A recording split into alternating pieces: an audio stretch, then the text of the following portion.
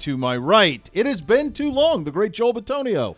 I know you guys got me back on for once. All right. I'm just kidding. Many requests are made.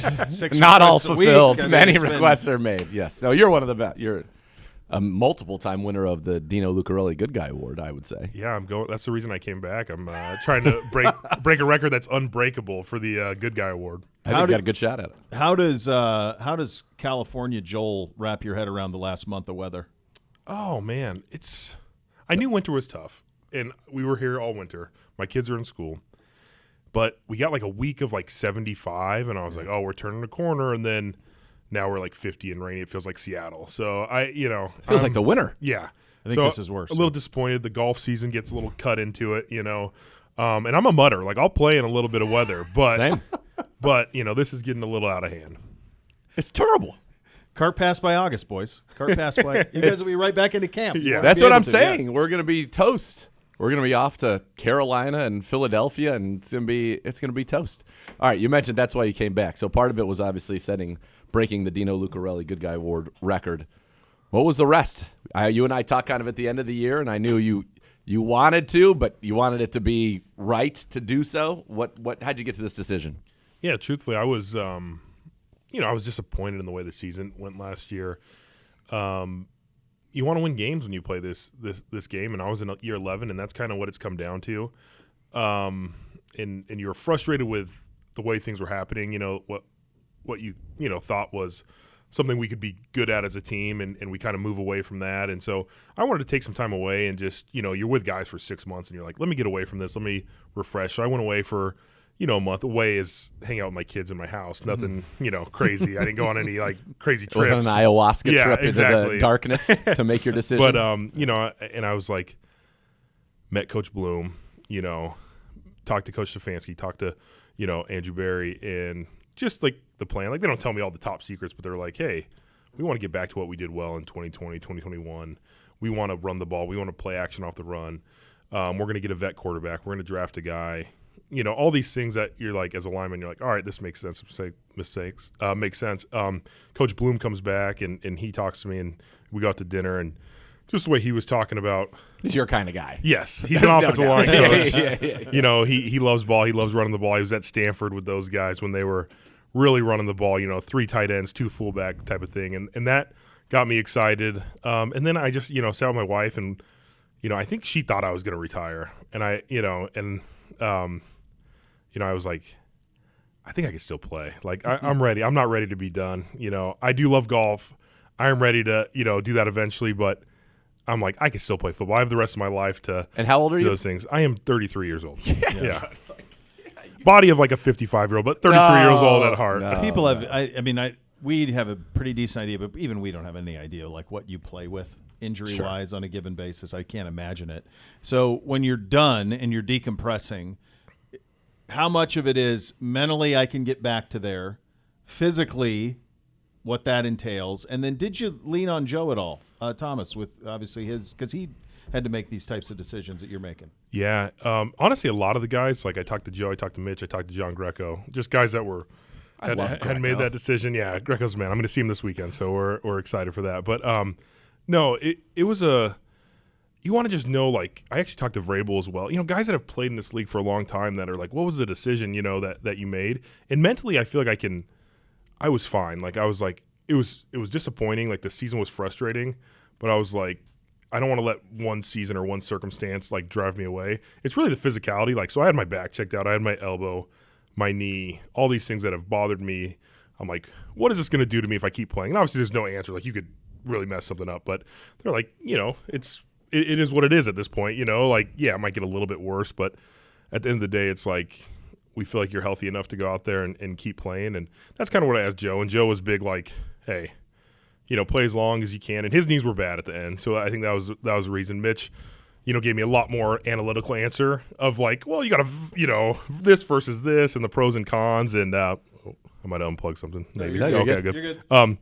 And, Greco's just always been a mentor to me, and I just always looked up to him the way he was a professional. He just, they just give me these thoughts and all that together, and then with my wife, and she's like, whatever you want to do. And I was like, all right, let's play some more football.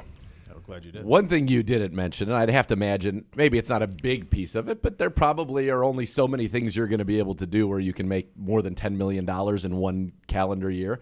How much does that factor in at all? Yes, I think it'd be crazy to be like money, doesn't matter at all. Like, I love doing this, and I get this as well. Correct. I think we've done a decent job of, taking care of our money and stuff, and in that aspect, one way or the other, it wasn't going to be a huge difference. But then you look at it and you're like, all right, yeah, you're going to make a lot of money playing a game that you love that you can still do. And it's like, let's go out there and give it a try. After spending that weekend with the Hoff, I asked him, I'm like, so this is why you played football, so you could have this. And he was like, yep, no doubt in my mind. Do you get some juice? You talked about getting back to running the football. We had the rookie mini camp. We had Quinshawn. We had Dylan. All of a sudden, it's like you didn't have to ask. It's like okay, that's you want to get back to running the football. Those two guys both look like they're ready to go. Yeah, it's exciting. You draft guys and you see these running backs that are explosive players, and the way Coach Reese and Coach Stefanski and Coach Bloom have really talked about, we're getting back to running the ball. Like what we did good, multiple different sets, not just wide zone, but the power scheme, pulling me and Wyatt, things that we've done well in the past. And then you get some fresh running backs back there that are ready to run. And truthfully, I didn't know much about the guys we drafted, but you see them, you see the highlights, you see how they carry themselves here. You see some of the stuff from minicamp. You're like, all right, there's some explosion in there for sure. So it's exciting. Yeah, Judkins is a stud and knows how to get in the end zone, is a hammer. Sampson was the SEC Offensive Player of the Year. Right, yeah. There's some accolades that go into that. And it's, you got to be pretty talented in that conference to be the Offensive Player of the Year. He certainly is that. You mentioned bringing in a veteran quarterback. Obviously, you got to work with Joe Flacco in the past. He's back. But, I've heard a lot of real positive things about Kenny Pickett. 15-10 as a starter in his career. What's he knows the AFC North, obviously. What's been your impressions of Kenny Pickett?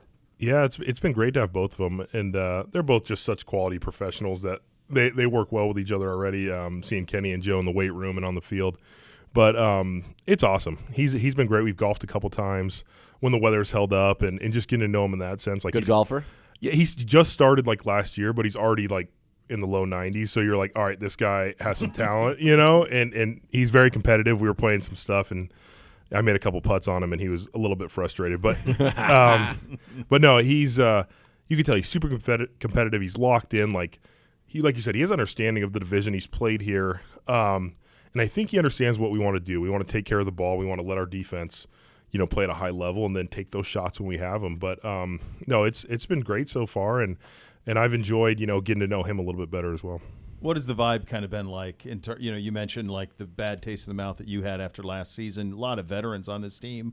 Obviously, a youth talent has been injected as well. But just kind of the off-season feeling around the team for fans. What are they missing by not seeing what's happening day to day? Yeah, I can tell you what, like we're not dwelling on that, but guys know we did not play up to our standard last year as a team, and I think Coach Stefanski has harped on that. Like, hey, we need to do something different, to make a change here. And so the guys have come in and put in work. Obviously, a new playbook on offense, kind of new, but new compared to last year. And the focus really is like what's old is new, right? Right. But we've talked about this stuff. We've talked about taking care of the ball, and we haven't done that the last couple of years. We've talked about, forcing turnovers. We haven't done that. These are all things that, to be a winning team, like you have to do. And so we've really been focused on those things and haven't been afraid to call out, kind of the BS stuff that goes on a little bit. But I think the guys are focused. The guys that have been here have been locked in, and I'm excited to kind of see how it progresses.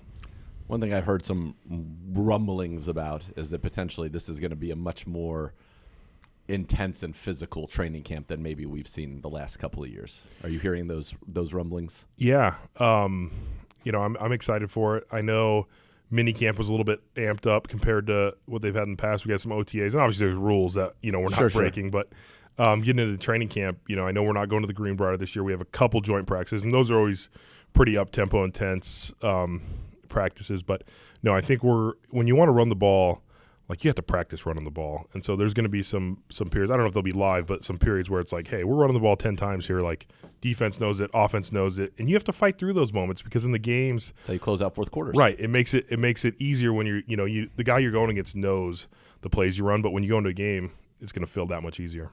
All right, one of the big topics this week around the league has been the fact that you guys are going to be able to be in the Olympics if you want to be. That passed, and so there will be flag football in the Olympics in 2028. I'm guessing you're going to throw your hat in the ring to quarterback that operation?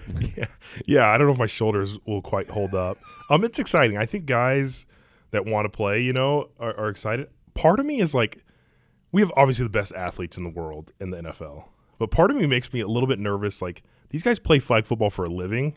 Like, there's different rules to it. You know what I mean? Like, here we go. So I said. Like, I've seen them in the Pro Bowl play flag football, and there's a lot of good things. But these guys are like ladder on the ball, running. The quarterbacks do a certain way. I think there would have to be some serious like practice. And I think if you give them 2 weeks or 3 weeks, yes, they'll be the best in the world. But I think you really have to take it serious. Like, you can't just be out there like, all right, we're going to run some 7-on-7 routes and see what happens. Like, obviously they're going to run by some people, but I think some of the teams would be competitive, and I don't truly know, but that's just my vibe. Some of the teams non-American, correct? You think would be, or even the American flag I think football team. that's what we were saying yesterday. Probably the best chance. Bo believes, and I agree with him, that we should be the sports czars of the world. And one of the things we want, because they're saying only one American team. I think there should be an NFL team, and then there should be that professional flag football team, like the guys that are the best of the best of the best. They should get a squad in there, because I think that'd be interesting to watch. Like beach volleyball, you get 2 teams. Like a lot of the sports get 2 different teams. That'd be great. We are trying to get. We want like all of the best players in our division to participate. Yes, to take them off of their teams. So yes, like that's Lamar right. goes in quarterbacks. Jamar Chase, it can be a receiver. Oh yeah, because when is DK Metcalf? It's in July. Yeah, that would be tight too. Well, it just, listen. The reality is, this is not without the potential for no catastrophe. Right, for sure. So, no Browns. Yeah. Go out there. All those guys. Yeah. I would find it hard to believe, though. I do think you will get NFL players, but I do find it hard to believe that Steve Bisciotti is going to say, yeah, Lamar, you can go play flag football this summer.